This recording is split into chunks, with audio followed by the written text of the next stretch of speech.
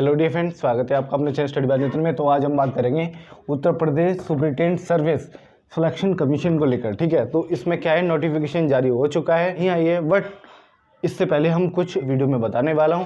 लेकिन उससे पहले हम कुछ इंपॉर्टेंट टॉपिक्स पे बात कर लेते हैं। वो इंपॉर्टेंट टॉपिक्स क्या है, चलिए देखते हैं। पढ़ाई के दौरान, ठीक है, क्या है जो कैंडिडेट समय से सफ़र कर रहे हैं पढ़ाई में, ठीक है, क्या है अभी उनकी एज है लेकिन 6 साल कंटिन्यू तैयारी करते हो गया है और अभी भी सिलेक्शन नहीं मिला है, ठीक है, तो डिमोटिवेट नहीं हो, क्योंकि ये उतार चढ़ाव आते रहते हैं। ठीक है, अगर गवर्नमेंट जॉब मिले, ठीक है, लेकिन पढ़ाई कभी ख़त्म नहीं होती और पढ़ाई ख़त्म करनी भी नहीं चाहिए। क्यों?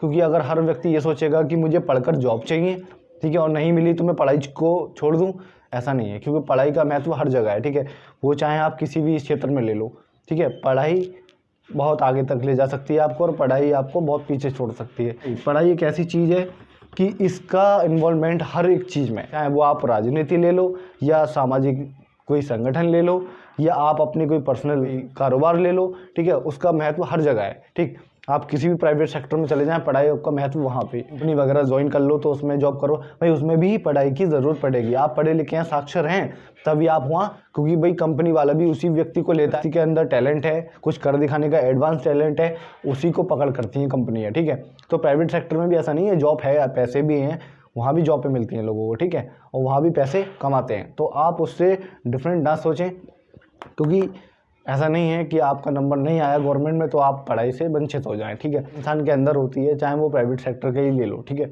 मैं आपको बताता हूँ कैसे, एक एग्जांपल देता हूँ पढ़े लिखे होने का और एक अनपढ़ व्यक्ति का। ठीक है, लेकिन हाँ मैं आपको समझा सकता हूँ। ठीक है, वो क्या, ये मैंने एक रॉकेट बनाया, ठीक है, मिसाइल, ठीक, ये एक मिसाइल बनाई, ये एक पढ़े लिखे व्यक्ति ने बनाई है, लेकिन मैं नाम नहीं लूँगा किसी का।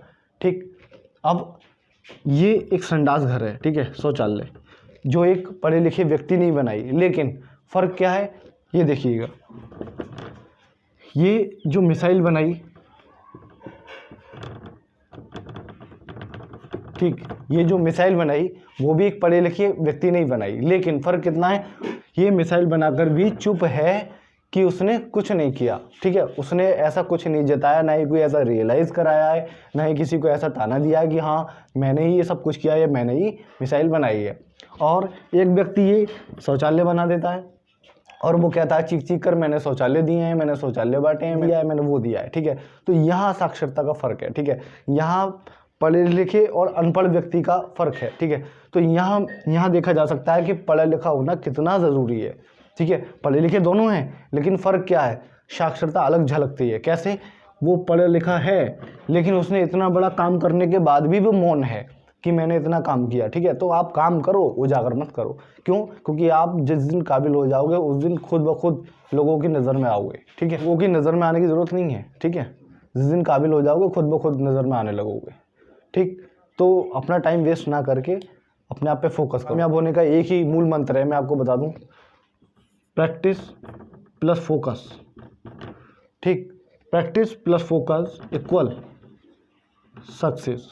ठीक, ये मूल मंत्र अपना लो, कोई आपको आपके मार्ग से भटका नहीं सकता, ये मैं गारंटी देता हूँ। ठीक है, तो ये सफलता का मूल मंत्र है। अगर आप किसी भी काम को कर रहे हैं पूरी शिद्दत के साथ करें, खेल भी रहे हैं पूरी शिद्दत के साथ खेलें। 5 मिनट खेल रहे हैं, 5 मिनट शिद्दत से खेलें। 10 मिनट पढ़ रहे हैं, 10 मिनट शिद्दत से पढ़ें। भाई चाहे एक चैप्टर पढ़ो, ठीक है, मैं कहता हूँ 1 घंटे पढ़ो। ठीक, 1 घंटे पढ़ो, लेकिन ऐसा पढ़ो कि जो 4 साल से पढ़ रहा है ना, उसको ये लगे कि हाँ जो उसने आपने 1 घंटे में पढ़ा वो आपको 4 साल वाले को आप उसको टक्कर दे सको। तो 1 घंटा पढ़ा है। ठीक है, इसी पढ़ाई को एक व्यक्ति 4 साल से पढ़ रहा है और आपने उस पढ़ाई को 1 दिन पढ़ा है। ठीक, सिर्फ 1 दिन, लेकिन कंपैरिजन देखो कहाँ है। ठीक है, वो क्या, आपने 1 दिन पढ़ा, लेकिन ऐसा पढ़ो, इतनी शिद्दत से पढ़ो कि उसके 4 साल फीके पड़ जाए। ठीक है, वो भी सोचने पे मजबूर हो जाए कि मैंने 4 साल पढ़ा है और उसने सिर्फ 1 दिन। ठीक है, लेकिन फ़र्क क्या है कि आपने शिद्दत के साथ पढ़ा है, ऐसा पढ़ा है कि वो 4 साल में नहीं पढ़ सका और वो आपने 1 दिन में पढ़ रखा है। ठीक है, तो सिर्फ फोकस, ठीक है, practice plus focus equal success, वो आपको प्रतिदिन मजबूत बनाएगी और आपको कुछ करने का साहस दिलाएगी। ठीक है, तो बाकी अब अपने टॉपिक पे बात करते हैं, तो वीडियो ज़्यादा लंबी करेंगे। इंपॉर्टेंट डेट्स की वो क्या है जान लेते हैं।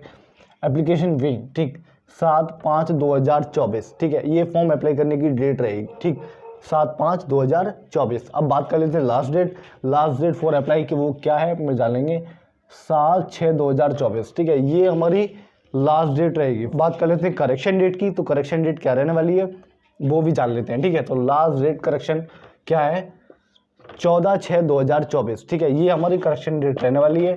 अब बात करते हैं एज लिमिट की, तो एज लिमिट भी देख लेते हैं क्या है, वो देखेंगे।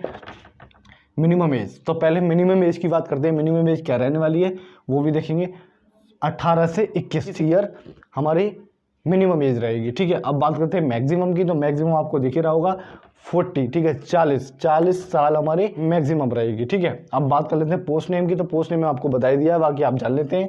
पोस्ट नेम क्या है हमारा, जूनियर इंजीनियर सिविल, ठीक है, ये हमारा पोस्ट नेम है।